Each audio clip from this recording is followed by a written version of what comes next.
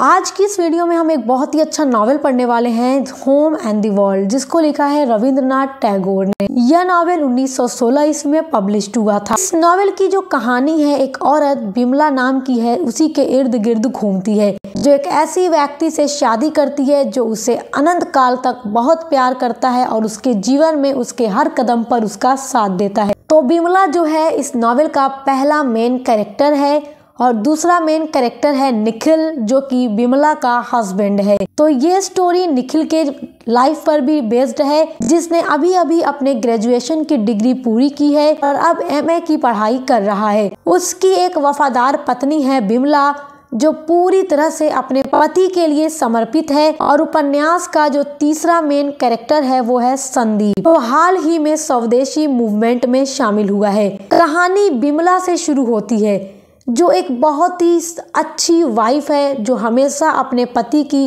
इच्छा को पूरी करने की कोशिश करती है। उसके पति निखिल को जब भी जिस चीज़ की ज़रूरत होती है वो उससे पहले ही हर चीज़ उसके सामने रख देती है। बिमला एक पारंपरिक महिला है और एक पारंपरिक महिला की तरह वो रहना पसंद करती है, जैसे कि सुबह जल्दी उठना, भगवान की पूजा करना, सिंदूर लगाना, ये सारी चीजें। और दूसरी तरफ जो निखिल है, जिसके माता पिता की मृत्यु बहुत पहले ही हो गई थी, तब से उसकी दादी ने इसे पाला है और निखिल अपनी दादी की आंखों का गहना भी है। निखिल एक खुले विचारों वाला व्यक्ति है और बहुत ही अच्छा हस्बैंड भी है, जिसने अपनी पत्नी बिमला को जीवन में कुछ भी करने की पूरी आज़ादी दी है।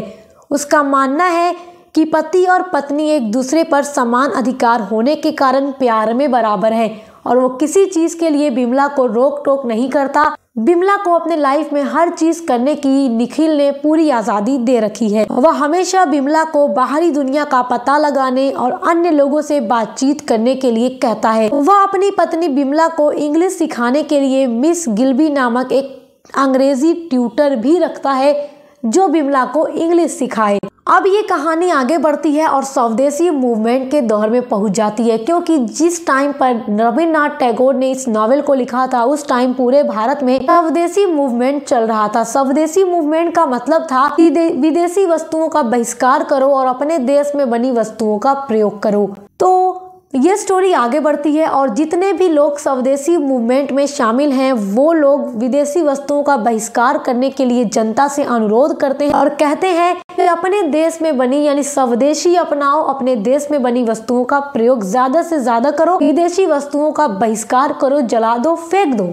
और इसी स्वदेशी मूवमेंट में एक और कैरेक्टर शामिल है, जिसका नाम संदीप है। इसके बारे में मैंने आपको वीडियो के स्टार्ट में भी बताया है। ये स्वदेशी मूवमेंट का नेता है और निखिल, जो कि बिमला का हस्बैंड है, तो उसका एक बहुत अच्छा दोस्त है। बिमला की मुलाकात संदीप से तब होती है जब बिमला अपने हस्बैंड निखिल से ये कहती है कि हमें भी स्वदेशी मूवमेंट में शामिल हो जाना चाहिए। तो जैसा कि मैंने आपको बताया कि निखिल अपने वाइफ की कोई बात नहीं काटता, इसलिए वो अपनी वाइफ को स्वदेशी मूवमेंट में जाने की इजाजत दे देता है। तो जब बिमला स्वदेशी मूवमेंट में जाती है, तब वहां पर पहली बार वो संदीप से मिलती है। संदीप अपने क्राउड को लेकर विदेशी वस्तुओं का बहिष्कार करने के लिए एक भाषण दे रहा था और वो कह रहा था कि विदेशी वस्तुओं का बहिष्कार करो और स्वदेशी को अपनाओ। संदीप का ये भाषण बिमला को इतना ज्यादा इम्प्रेस करता है कि बिमला संदीप की दीवानी और उसकी बहुत बड़ी फैन हो जाती है। और इसके बाद से संदीप स्वदेशी मूवमेंट के लिए जहाँ जहाँ भाषण देता है, जहाँ जहाँ रैलियां ले जाता है,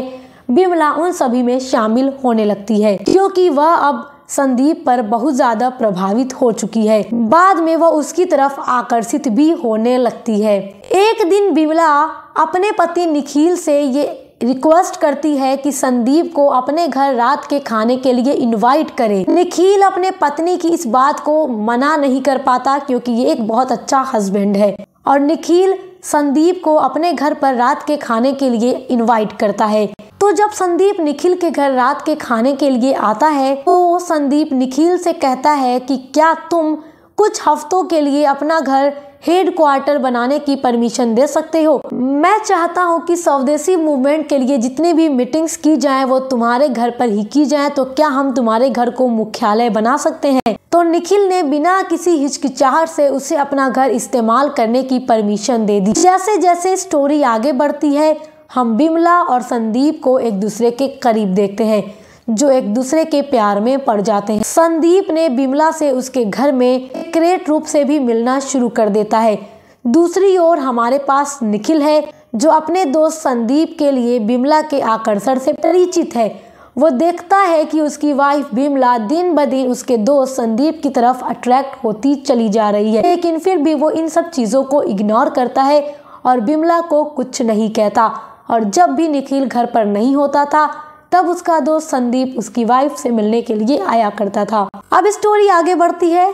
संदीप अपने क्राउड के साथ निखिल के घर पर आता है और उससे विदेशी सामानों का बहिष्कार करने के लिए कहता है। संदीप निखिल से कहता है कि तुम्हें भी विदेशी वस्तुओं का बहिष्कार करना चाहिए और स्वदेशी को अपनाना चाहिए। तो निखिल इस बात को मना कर देता है। निखिल कहता है कि जरूरी नहीं है कि विदेशी वस्तुओं का बहिष्कार करके ही ब्रिटिश सरकार का विरोध किया जाए, क्योंकि ये जो विदेशी वस्तुएं हैं वो जनता को सस्ती पड़ती हैं और अपने देश में बनी वस्तुएं यानी जो स्वदेशी हैं जनता को महंगी पड़ती हैं। बड़े लोग, अमीर लोग तो वो स्वदेशी अपना लेंगे, लेकिन जो देश के गरीब जनता है वो कैसे स्वदेशी अपना सकते हैं, उन्हें जब विदेशी वस्तुएं सस्ती मिल रही हैं तो।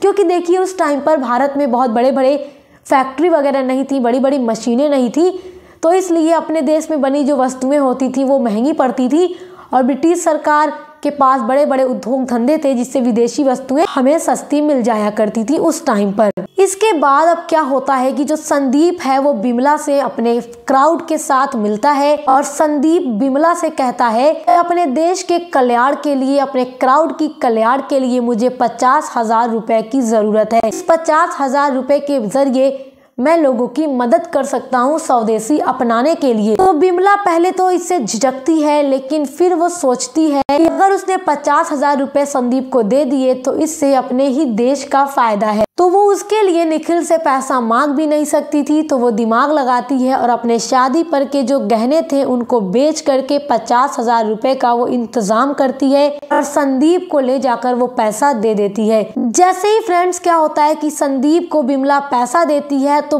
संदीप उन सारे पैसों को लेकर भाग जाता है। तो जिस तरह हमने इस स्टोरी के स्टार्ट में संदीप को एक अच्छा कैरेक्टर देखा, एक जेंटलमैन के रूप में देखा, वो जेंटलमैन नहीं था जबकि एक धोखेबाज था। उसने 50,000 रुपए बिमला से लिए और वहां से कहीं दूर भाग गया और दोबारा नहीं आया। और स्टूडेंट्स देखो, जो 50,000 रुपए था उस टाइम पर एक बहुत बड़ी रकम थी। बिमला को जब ये बात पता चलती है कि संदीप पैसे लेकर भाग गया तो उसे अपनी गलती का बहुत पछतावा होता है, क्योंकि उसने अपने सारे गहने बेचकर उसमें कुछ रुपए और भी मिलाकर वो संदीप को दे देती है और संदीप पैसे लेकर भाग जाता है। तो अब उसे पछतावा था कि वो अपने हस्बैंड से माफी मांगेगी। तो वो अपने पति से माफी मांगने का फैसला भी करती है। और जब घर पर निखिल आता है, लेकिन वह इतनी जल्दी में था क्योंकि जो क्राउड था उसने कुछ महिलाओं के साथ गलत काम किए, कुछ दुर्व्यवहार कर रहे थे, इसीलिए वह उनकी मदद करने का फैसला करता है और वो बिना बिमला की बात सुने उन महिलाओं की मदद करने के लिए चला जाता है। दूसरी ओर बिमला निखिल के घर वापस आने का इंतजार कर रही थी कि जैसे ही निखिल घर वापस आएगा मैं उससे माफी मांग लूंगी। लेकिन जब निखिल वापस आता है तो वो बहुत ही बुरी कंडीशन में स्ट्रेचर पर पड़ा होता है। जैसे ही बिमला ने निखिल को स्ट्रेचर पर देखा वह रोने लगती है और ये नॉवेल की कहानी इसी सस्पेंस के साथ खत्म हो जाती है और रीडर्स को ये नहीं पता चल पाता कि निखिल जिंदा रहता है या मर जाता है। रविंद्रनाथ टैगोर ने अपने इस नॉवेल का नाम the home and the world इसीलिए रखा क्योंकि घर और बाहरी दुनिया के बीच के संघर्ष को ये नॉवेल दर्शाता है। इसमें पहला वर्ड है होम। होम का मतलब है कि यह पारंपरिक मूल्यों, परिवार, शांति और नैतिकता का प्रतीक है। जैसे कि उपन्यास में निखिल दर्शाता है, वह आदर्शवादी है और अहिंसा, सत्य और नैतिकता में विश्वास रखता है। और दूसरी तरफ इस नॉवेल का जो टाइटल है द वर्ल्ड, यह बाहरी दुनिया, राजनीति, राष्ट्रवाद और उथल पुथल का प्रतीक है जिसे संदीप दर्शाता है। वह उग्रवादी जो अपने स्वार्थ के लिए दूसरों को भावात्मक रूप से प्रभावित करता है। तो बिमला जो है इन दोनों ही दुनिया के बीच फंसी हुई है। वह अपने पति निखिल के शांतिपूर्ण दृष्टिकोण और संदीप के जोशीले राष्ट्रवाद के बीच संघर्ष करती है। और ये नॉवेल दिखाता है कि कैसे बाहरी दुनिया के प्रभाव से घर की शांति भंग हो जाती है, तबाह हो जाती है और कैसे कोई व्यक्ति सही और गलत के बीच फैसला लेने में फंस जाता है, जिस तरह बिमला करती है।